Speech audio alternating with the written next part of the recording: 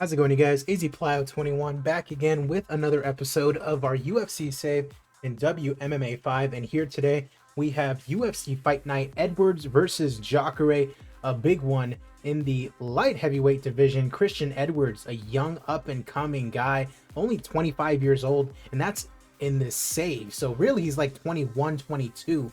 He's undefeated in the UFC, taking on a veteran, a legend, and Ronaldo Jacare Souza, 45 years old, still going at it and on a little win streak. That is insane. We are making our way towards UFC 307, Nama Yunus versus Fairtex 2. Two title fights on that pay-per-view card, including Macy Chiasson and Cyborg for the featherweight title. Nama Yunus and Fairtex a rematch for the women's strawweight title. Go ahead and take a look at the rankings since our last time up. We got Brett Martin climbing into the top 13, Marcin Tabora into the rankings. Light heavyweight, nothing going on. Super middleweight, we still got that tournament going on. Toyoshige Hidaka down to number 8 after losing to Wonderboy Thompson, who I'm not sure if we're going to have him fight for the title, but we may entertain the idea of him at middleweight because he killed it. I mean, he killed a prospect like Toyoshige Hidaka. That's insane. But he makes it down all the way to number 8 as a result. Welterweight, you can see Wonderboy climbing up to number 4, but that's after a win at middleweight, so we can't really count it at welterweight. Magomed Nurov, though, into the top 10 after his big win over Mike Perry, who stays at number 14. Super lightweight, Roy McDonald up to number 4 after the big win over Nate Diaz, who enters in at number 10 after losing. Roy McDonald may or may not have a title shot next, not 100% sure. Super lightweight is very weird considering it started as a tournament and now the division, it's cannibalizing itself. People were winning and then losing and then winning and then losing. It's very weird. Pavel Kielek is like 100% like the number 1 contender, but he's already lost to Kevin Lee and will probably need at least another win or two before he gets another title shot. So that's where we're at with the super lightweight division. At lightweight, nothing really going on. Nothing at featherweight. Bantamweight, Kakeru Fuma climbs up a little bit. Thomas Almeida drops to number 5. Ray Borg up to number 6. But Ray Borg just announced that he is actually going on hiatus. So we may not see Ray Borg for a while. Usually the hiatus takes anywhere from like 6 months to a year. So I would not expect to see Ray Borg in any episodes for a good while. Flyweight, nothing going on. At women's featherweight, Raina Whack goes down to number 19. We are probably going to send her down to Invicta. Loses 3 straight out of the gun. Not good enough. We're probably going to send her back down. Our girl Debbie Grossman, she's ready to get into it. The Ultimate Fighter winner. Women's bantamweight, Lara Procopio is good to go. Valentina Shevchenko at number 4 at women's bantamweight. But that's after beating number 12 and number 10. I'd say one more win and Valentina might be fighting Lara Procopio. We really don't have anyone for Procopio at this moment. Maknat Kina, she's out for a while, right? Yeah, she lost to Cyborg, but she beat Jojua. I would not be against having Maknat Kina fight Procopio for the interim title. She deserved it after beating Jojua in the first place. She lost to a Cyborg who missed weight. I don't believe that disqualifies her. So Maknat Kina, I believe, should be fighting Lara Procopio for the interim strap. That's just my opinion. Women's flyweight, nothing going on. And then at strawweight, Natalia Silva, 5-1, gets into the top 10 after beating Nadia Kassem. She's doing very, very well for herself. Kassem drops down to number 14 as a result. All right, so let's go and get into it. UFC Fight Night Edwards versus JACARE, taking place in Wisconsin, touring the U.S., I've got a big, I've already scheduled out basically the next year or so of events as far as like where I'm going to have them. Magomed Unisalau taking on Filip Pajic, I believe in the bantamweight division. Don't at me on that though. I'm not 100% knowledgeable of every single fighter on my roster, so forgive me for that. As we wait for this thing to load, that's the one thing about this save that I'm not a big fan of, is that there's been so much that has happened to the point where like it takes a while for it to load, and I checked the specs in my system and it has nothing to do with my computer. It's just the game has so much stuff going on in it, the save within itself, that it just takes some time to load into some stuff. Unisilao 15-3 taking on Filip Pejic. It's a pick'em between the two of these guys, and it's Filip Pejic getting the unanimous decision to open up our prelims. Nad Narimani taking on Robin Van Roosmalen. The kickboxing guy gets a knockout over Narimani. You can see he's now 7-3 in the UFC. The thing is, I'm not sure if he's really ready to be ranked, though. He really hasn't fought like super good competition. Teruto Ishihara taking on Juan Archuleta, former bantamweight, either bantamweight or featherweight champion over in Bellator. And it is Archuleta getting the TKO victory. He's now 5-3 in the UFC. He was on a little losing streak before this, so good to see him get a win. Movlid Kabulaev taking on Darren Elkins. Darren the Damage Elkins at 41 years old, still going at it, and is the favorite, but gets a decision loss to Movlid Kabulaev. And he's still going at it. Darren does not retire. Love to see that. TJ Laramie taking on Julio Cesar Neves. TJ Laramie, very good prospect. Cesar Neves, a lot of experience, and he gets the win over TJ Laramie, despite being a pretty big underdog. Love to see that. Kai Asakara, star over in Japan, taking on Patchy Mix. Asakara, small underdog to Patchy Mix, and Patchy Mix gets the win. Asakara has been 0-2 since getting his start. Since coming in from Rising, he has not done very well. Patchy Mix, on the other hand, 5-2 now in the bantamweight division, a very stacked bantamweight division, if you don't mind me saying. Corey Tate taking on Will Campuzano in the bantamweight division as well, and Campuzano gets the win, the 20th of his career. Afiola Sunsao taking on Hao Ji Lei, also in the bantamweight division. Sunsao, 42 years old, still going at it, a huge favorite, but he loses via decision to Hao Ji Lee in his UFC debut, mind you. And Sunsao, after losing to a debuting prospect, has decided to retire. Big ups to my boy Rafael Sunsao. Hope he does well in whatever he decides to do after MMA.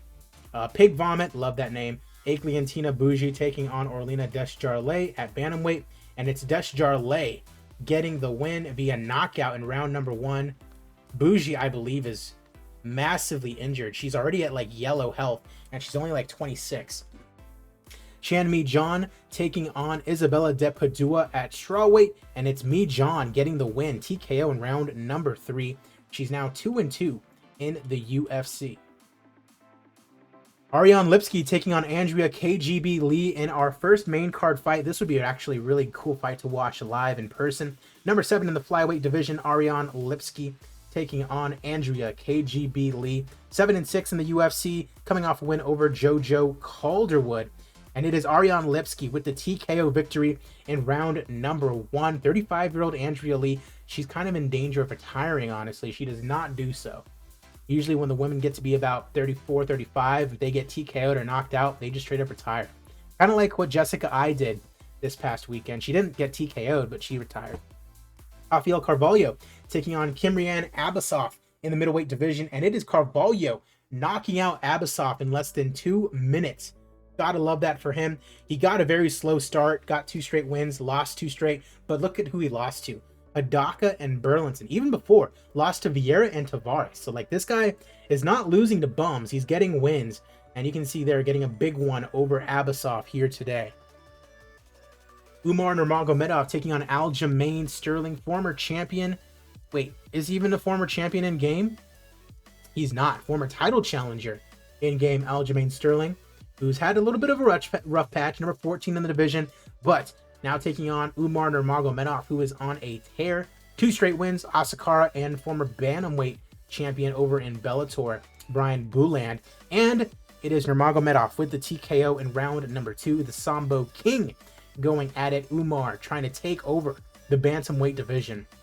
Ricardo Ramos taking on Combs Ekpo in the featherweight division, former title challenger Combs Ekpo, coming off that title loss to Hamzat Dalgia, but you can see the guys he's beaten. Yair's beat Patricio Pitbull, Arnold Allen, like, he's beaten some really good guys. Ricardo Ramos also having a pretty good time in the save. Lost to Hooper, lost to Duquesnoy, Aguilar, Swanson, and Calvin Cater, his most recent victims. And it is Ricardo Ramos knocking out former title challenger in Coms Ekpo in round number 2. Ramos may be a win away from a title shot. You never really know. And he's calling out Conor McGregor. Interesting. Interesting to see what happens there with Ricardo Ramos. It is our co-main event in the super lightweight division. Themba Gorimbo, 5-5 in the UFC, coming off a loss to Shamil Nakayev. He's actually taken this fight on very short notice against Eddie Alvarez. Alvarez coming off 2 straight losses. You can see there at the super lightweight Grand Prix finals, loses to Carlos Diego Ferreira for the lightweight title, and then loses to Alexander Hernandez. Crazy. Co-main event though, Eddie is super popular, but it is Themba Gorimbo getting a TKO win over Eddie Alvarez. Does Eddie retire here? Wow. The Zimbabwean Gorimbo getting the win in the co-main event, and he wants to fight Tofik Musayev. Wow. Alvarez not retiring, but we may see a retirement here. Christian Edwards taking on JACARE Souza in our main event here today. Edwards, 25 years old, and we are in 2024, so he's really, 21, pretty much 22. Number 10 in the light heavyweight division. His most recent victims: Mirzakhanov, Alexa Kamer, Carl Moore, Kyle Dawkins, Thomas Narcoon. Taking on JACARE Souza. Number 22 in the light heavyweight division, wins over Antigulov and Anglicus. You can see we can see the stuff he did there earlier on in the save. Akhmedov, Gastelum, Costa, Insanity. I believe Darren Till missed weight, or JACARE missed weight. JACARE missed weight, and so this was no longer a title fight. He really screwed the pooch on that one. But he gets a main event slot here today in what may be his last fight if Christian Edwards puts him out to pasture. Referees Mark Goddard. It is our main events here today. Appreciate you guys for watching, whether it's on YouTube or Twitch. As always, be sure to like this video and subscribe. Got a lot more WMMA 5 content, obviously. Be on the lookout for my Football Manager save with Phoenix Rising. Be on the lookout for Tennis Manager 2022. And be on the lookout for more W3 coming your way as well. We are very, very close in W3 to getting to low-level national, which is very, very exciting. Getting super, super close to where we want to be as far as, eliminating the UFC from where they're at. I think that's going to be very, very awesome once we get there. Because once we overtake the UFC as the #1 MMA promotion, that save's done. We would have done our job. So what we really need to do in that save is just poach talent, overpay if we have to, because we've got the money. It's just a matter of getting the fighters, getting the fights going, getting more popularity, and consistently making money. So round 1 comes to an end. Not much going on. Good right hand. JACARE looks shaken. Oh no. Down he goes. Edwards pounding away on JACARE. And that, wow, it's not over. I thought that was going to be over. JACARE dives for a leg. Pulls guard. Smothered on the ground. Wow. Okay, so JACARE, I thought he was going to get sent away there, but now he's on the ground. Trying to probably go for something jiu-jitsu-like. Standing him up. And they're going to end round number 2. Edwards misses with the right hand. All right, round 2 comes to a close. Edwards now up by 2 rounds.